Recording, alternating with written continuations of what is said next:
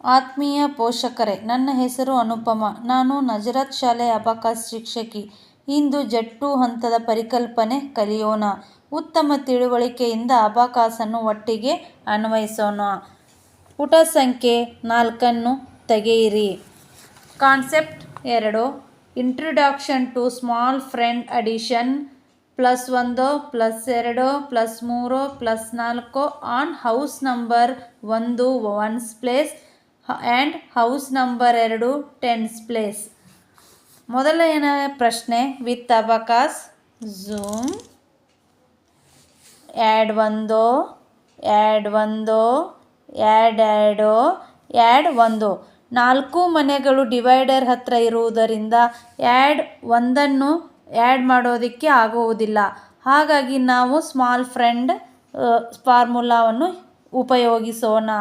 Friend of 1 is 4. Send 4 call 5.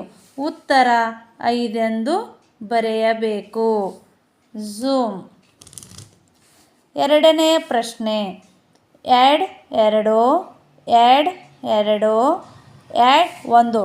4 ಮನೆಗಳು divider ಹತ್ತಿರ ಇರುವುದರಿಂದ 1 ನಮಗೆ ಆ್ಯಡ್ ಮಾಡೋದಕ್ಕೆ ಆಗುವುದಿಲ್ಲ. ಹಾಗಾಗಿ 1ರ ಫ್ರೆಂಡ್ 4. 4 ಸೆಂಡ್ ಮಾಡಿ small friend common friend 5 divider ಹತ್ತಿರ ಕರೆಯಬೇಕು. ಆಮೇಲೆ ಮತ್ತೆ 2 ಆ್ಯಡ್ ಮಾಡಿಕೊಳ್ಳಬೇಕು. ಉತ್ತರ 7. 3 ಮನೆಗಳು ಡಿವೈಡರ್ ಹತ್ತಿರ ಇರುವುದರಿಂದ 5 6 7. ಉತ್ತರ 7 ಎಂದು ಬರೆಯಬೇಕು. ಮೂರನೆಯ ಪ್ರಶ್ನೆ. ಝೂಮ್.